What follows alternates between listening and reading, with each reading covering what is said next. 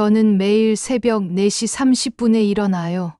40년을 그렇게 살았거든요. 시장에 가서 그날 쓸 재료를 사고 집에 돌아와서는 곧바로 부엌에 섰죠. 도시락 3개, 아들 것, 며느리 것, 손자 것.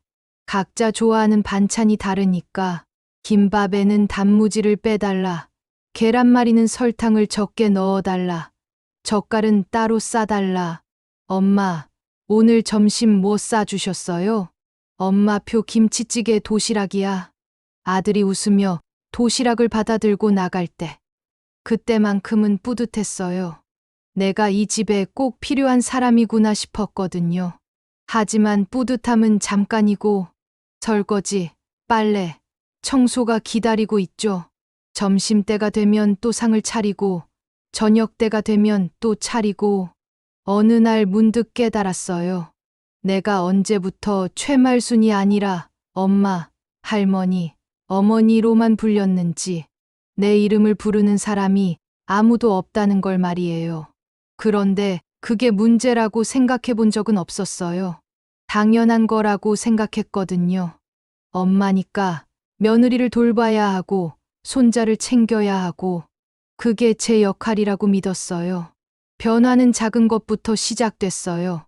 어머니, 저희 옷이랑 따로 빨아주세요. 손자 옷도 따로요. 어머니, 저녁은 꼭 6시에 맞춰주세요. 오늘 손님 와요. 어머니, 김치통 냉장고에 넣을 때 랩 좀 씌워주세요. 냄새 나거든요. 하나하나는 작은 부탁이었어요. 하지만 점점 늘어났죠. 어머니, 청소할 때 제 방은 건드리지 마세요. 어머니, 반찬은 간 좀 세게 해주세요. 우리 입맛에 안 맞아요. 그러던 어느 날이었어요. 손자가 친구들을 데려왔는데 제가 간식을 준비해 주었거든요. 그런데, 야, 너희 집 할머니 완전 가정부 같다. 우리 할머니는 안 그런데. 그 말을 들은 순간 가슴이 뜨끔했어요. 가정부 같다고요? 나는 이 집 할머니인데. 하지만 곰곰 생각해 보니 정말 가정부와 뭐가 다른지 모르겠더라고요. 아침에 일어나서 밤에 잘 때까지 온종일 청소하고 요리하고 빨래하고, 차이가 있다면 가정부는 돈을 받지만 나는 돈을 받지 않는다는 것뿐이었어요. 그날 밤 처음으로 생각했어요. 나는 언제부터 이렇게 살았을까? 그리고 언제까지 이렇게 살아야 할까? 결정적인 사건이 있었어요. 며느리 생일이었죠. 어머니, 오늘 제 생일인 거 아시죠? 친정어머니도 오시고 언니들도 와요. 음식 좀 많이 준비해 주세요. 당연히 준비했죠. 생선구이, 잡채, 전류, 국물, 상다리가 부러질 정도로 차렸어요.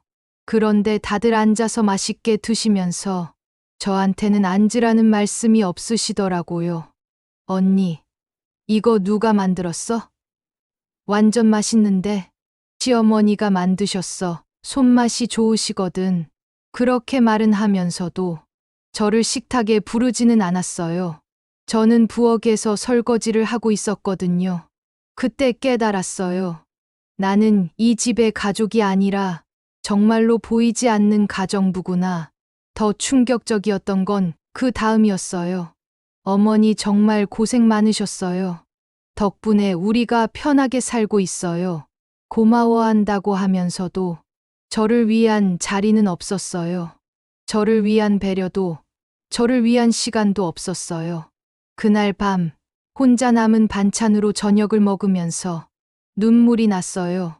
이 많은 음식을 만들었는데 정작 나는 혼자 먹고 있구나. 40년 동안 가족을 위해 차린 수천 번의 식탁. 그 중에서 진짜로 제가 주인공이었던 적이 단 한 번이라도 있었을까요? 몸이 이상하다 싶었던 게 벌써 3개월 전 일이에요. 속이 쓰리고 음식만 먹으면 더부룩하고, 하지만 참았어요. 병원 가겠다고 하면 또 병원비가 얼마나 나오는데 라는 소리 들을까 봐서요. 그런데 어느 날 아침 요리를 하다가 갑자기 어지러워서 쓰러질 뻔했어요.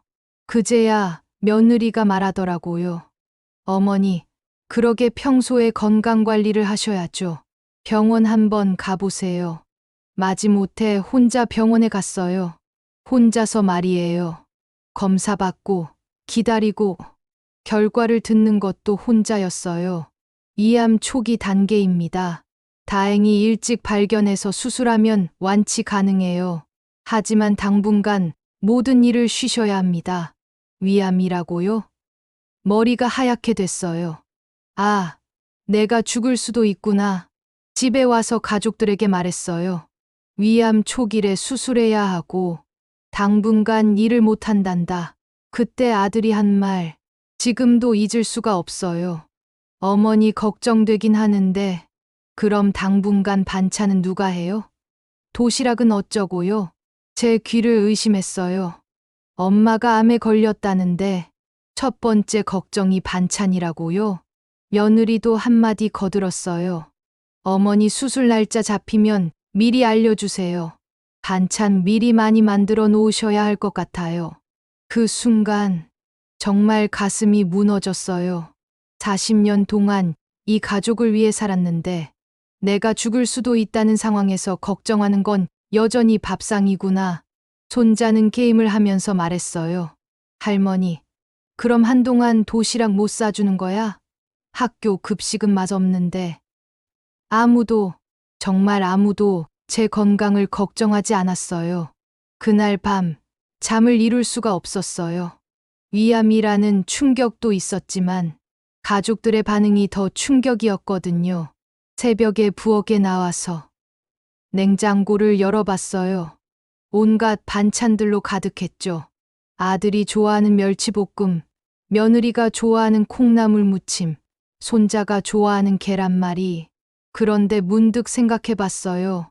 이 많은 반찬 중에서 내가 좋아하는 건 뭐가 있을까? 놀랍게도 하나도 없었어요. 40년 동안 가족 입맛에 맞춰서만 요리했거든요. 정작 내가 뭘 좋아하는지도 잊어버렸어요. 그날 오래된 통장을 꺼냈어요. 30년간 반찬 가게에서 번 돈이 들어있는 통장이었죠. 젊었을 때부터 새벽 4시에 일어나서 반찬을 만들고 시장에 내다 팔았어요. 비가 와도 눈이 와도 하루도 빠짐없이 30년간 말이에요. 그 돈으로 이 집을 샀어요. 아이들 학비도 되고 결혼 비용도 되고 이 가족의 터전을 만든 건 바로 제 손이었어요. 그런데 지금 이 집에서 나는 뭐가 되었을까요? 집주인도 아니고 가족의 일원도 아니고 그냥 밥 해주고 빨래 해주는 사람이었어요. 수술 날짜를 잡았어요. 2주 후였죠. 그 사이에 반찬을 많이 만들어서 냉동실에 채워놓으라고 하더라고요. 어머니, 수술 후에 회복 기간도 있을 테니까 적어도 한 달치는 준비해 놓으셔야 할 것 같아요. 한 달이요? 내가 수술받고 회복하는 동안에도 여전히 이 가족의 밥상을 책임져야 한다는 뜻이었어요. 그때 확실히 깨달았어요. 내가 이 집에서 사람이 아니라 그냥 기능일 뿐이구나. 요리하는 기능, 청소하는 기능, 빨래하는 기능. 만약 내가 죽는다면 이 사람들이 슬퍼할까요? 아니면 이제 밥은 누가 해주지? 라고 생각할까요? 수술 일주일 전이었어요. 아들 가족이 여행을 간다고 하더라고요. 어머니, 수술 전에 스트레스 받으시면 안 되니까 저희는 부산 여행 다녀올게요. 냉동실에 반찬 다 채워놨죠? 웃기죠? 제가 수술 앞두고 불안해하는데 가족 여행을 가는 거예요. 혹시 수술 날짜 바뀌면 연락 주세요. 빨리 올라올 수 있게요. 연락은 주겠지만 빨리 와달라는 말은 아니었어요. 그냥 일정 조율용 연락이었죠. 집에 혼자 남았어요. 40년 만에 처음으로 완전히 혼자였어요. 냉동실을 열어봤어요. 정말 가득 채워져 있었죠. 김치찌개용 김치, 미역국 재료, 각종 나물들. 그런데 이상했어요. 이 많은 음식들이 하나도 먹고 싶지 않았어요. 혼자 앉아서 라면 하나 끓여 먹었어요. 40년 만에 처음으로 제가 먹고 싶은 걸 먹은 거였어요. 그런데 왜 이렇게 맛있는지 눈물이 났어요. 아, 나도 이런 게 먹고 싶었구나. 그냥 간단하게, 내 입맛에 맞게, 그날 밤 결심했어요. 더 이상 이렇게 살 수는 없다고요. 다음 날 아침, 부동산에 전화를 걸었어요. 집을 팔고 싶어요. 현금으로 빨리 처분하고 싶은데, 가능할까요? 부동산 사장님이 놀라시더라고요. 어르신, 갑자기 웬 집 매매요? 자식분들은 아세요? 제 집이에요. 제 돈으로 산 거고, 제가 결정할 일이죠. 그렇게 말하고 나니, 속이 시원했어요. 40년 만에 처음으로 제가 결정한 일이었거든요. 집이 생각보다 빨리 팔렸어요. 강남이라서 문의하는 사람들이 많았거든요. 계약금을 받고 나오는 길에 우연히 식당 임대 현수막을 봤어요. 바닷가 근처였는데 작은 식당이었어요. 혹시 나도 할 수 있을까? 30년간 반찬 가게를 했으니까 요리는 자신 있었어요. 그런데 식당은 처음이라서 무서웠죠. 하지만 마음 한구석에서는 설렘이 있었어요. 내가 하고 싶은 요리를 내 방식대로 내 이름으로 할 수 있다는 생각에 말이에요. 그 작은 식당을 보러 갔어요. 테이블 8개, 의자 32개, 정말 조그만한 공간이었어요. 하지만 창밖으로 바다가 보이고 햇살이 따스하게 들어왔어요. 여기서 내가 만든 음식을 사람들이 먹는다면 어떨까요? 사장님, 여기서 뭘 하실 거예요? 집밥 같은 식당을 하려고요. 정성스럽게, 맛있게 말하는 제 목소리가 떨렸어요. 69살에 새로운 꿈을 꾸게 될 줄은 몰랐거든요. 계약서에 사인을 했어요. 최말순. 40년 만에 처음으로 제 이름으로 뭔가를 결정한 순간이었어요. 그날 저녁 아들한테서 전화가 왔어요. 엄마, 집에 무슨 일이 있어요? 드디어 들켰구나 싶었어요. 하지만 무섭지 않았어요. 오히려 후련했죠. 짐 정리하고 있어. 짐 정리요? 왜요? 그래. 이 집 팔았어. 다음 주에 나간다. 전화기 너머로. 완전히 패닉 상태가 된 아들의 목소리가 들렸어요. 엄마, 농담이죠. 진짜 팔았다는 거예요? 우리는 어떻게 해요? 우리는 어떻게 하냐고요? 40년 동안 한 번도 나는 어떻게 하냐고 묻지 않았으면서 말이에요. 다음 날 새벽, 아들 가족이 모두 집에 왔어요. 여행 가방도 제대로 정리 안 하고 급하게 온 게 보였죠. 거실에는 제가 30년간 모은 살림들이 박스에 담겨 있었어요. 그걸 보더니 며느리가 먼저 소리를 지르더라고요. 어머니, 이게 대체 무슨 일이에요? 갑자기 집을 팔다니. 40년 동안 한 번도 저한테 이렇게 큰 소리로 말한 적이 없었는데 말이에요. 집이 없어질까봐 무서우니까 본성이 나오는 거죠. 아들도 앉지도 않고 서서 말했어요. 엄마, 이 집은 우리 모두가 사는 집이잖아요. 왜 혼자 결정하세요? 얘야, 이 집 누구 돈으로 샀는지 기억나니? 그렇지만 이제는 우리 집이기도 하잖아요. 우리 집이라고 하면서 정작 저는 우리에 포함 안 시키더라고요. 손자까지 나서서 말했어요. 할머니, 내 친구들한테 뭐라고 말해요? 갑자기 이사한다고? 그 말을 듣는 순간 화가 치밀어 올랐어요. 너희들아, 엄마가 위암이라고 했을 때 뭐라고 했는지 기억나니? 아들이 당황하며 말했어요. 그건 엄마 걱정도 했지만 반찬은 누가 해주냐고 했잖아. 엄마가 죽을 수도 있다는 상황에서 걱정한 게 밥상이었어. 며느리가 변명했어요. 어머니, 그건 어머니 건강도 생각하고 현실적인 문제도 생각한 거잖아요. 현실적인 문제? 40년 동안 너희 현실적인 문제만 해결해줬어. 그럼 내 현실은 누가 생각해줬니? 그때까지 참고 있던 모든 말들이 터져 나왔어요. 새벽 4시 30분에 일어나서 도시락 싸고 하루 종일 청소하고 빨래하고. 언제 한번 고맙다는 말 들어봤니? 언제 한번 쉬라고 했니? 엄마, 우리가 안 고마워한 게 아니라 고마워했다고? 그럼 왜 며느리 생일 때 나는 식탁에 앉지도 못했니? 왜 가족 사진 찍을 때 나는 항상 빠졌니? 아들이 할 말이 없어서 어물어물하더라고요. 엄마, 그런 건 아니었어요. 아니었어. 그럼 뭐였어? 나는 40년 동안 이 집의 가정부였던 거야. 그 말을 하고 나니 모두 조용해졌어요. 처음으로 제가 큰 소리를 내고 처음으로 제 마음을 다 털어놓았거든요. 며느리가 조심스럽게 말했어요. 어머니, 그럼 어디서 사실 거예요? 혼자서? 바닷가에 작은 식당 하나 얻었어. 이제 내가 하고 싶은 일을 하면서 살 거야. 손자가 놀라며 말했어요. 할머니가 식당을? 69살인데, 69살이면 뭐 어때?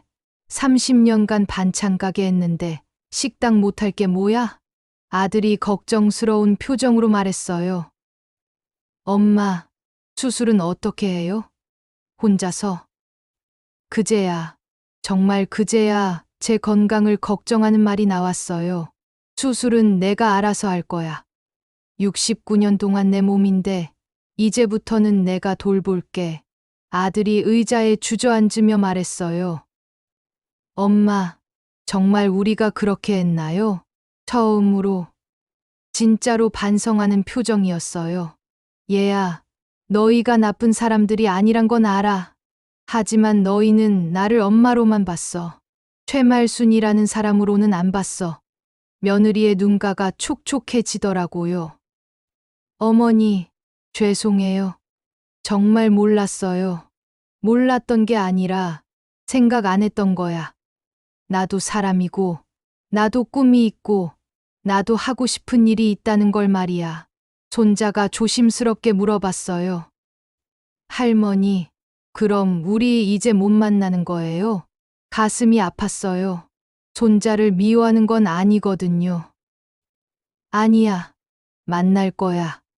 하지만 이제는 할머니 집에서 만나는 거야. 할머니가 초대할 때 말이야. 할머니 식당에 밥 먹으러 가도 돼요? 그럼 할머니가 정말 맛있는 밥 해줄게. 할머니 표가 아니라 최말순 표로 말이야. 그때 처음으로 아들이 웃었어요. 엄마, 최말순 표 음식이 궁금하네요. 저도 웃었어요. 40년 만에. 가족 앞에서 최말순으로 웃었어요. 2주 후 수술을 무사히 마치고 바닷가 식당으로 이사했어요. 작은 공간이었지만 모든 게 제 것이었어요. 제가 선택한 테이블, 제가 고른 의자, 제가 꾸민 인테리어. 최말순의 바다밥상이라고 간판을 달았어요. 40년 만에 처음으로 제 이름이 걸린 간판이었어요. 아들 가족이 도와주러 왔어요. 예전과는 달랐어요. 제게 물어보더라고요. 엄마, 이 그릇은 어디에 놓을까요? 엄마, 메뉴는 어떻게 정하실 거예요? 그제야 저를 인정해 주는 것 같았어요. 첫날, 첫 손님이 들어왔어요. 30대 부부였는데 아기를 안고 왔더라고요. 사장님, 여기 뭐가 맛있어요?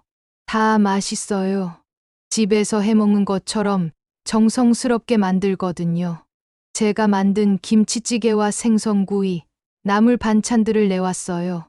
그런데 그 부부가 한 입 먹더니, 와, 이거 진짜 엄마 손맛이에요. 너무 맛있어요.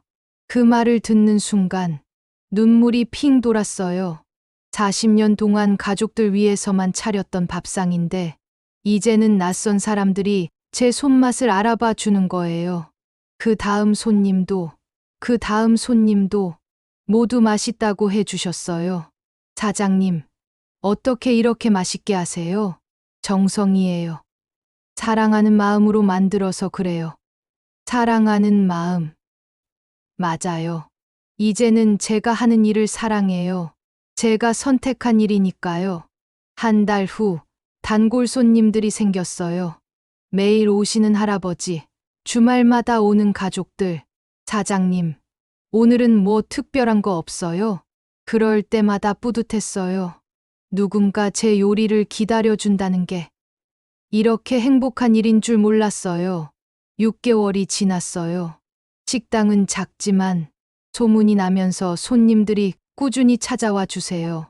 가장 기뻤던 건 아들 가족이 진짜 손님으로 찾아온 거였어요. 사장님, 오늘 추천 메뉴가 뭐예요? 손자가 장난스럽게 말하니까 저도 웃으면서 대답했어요.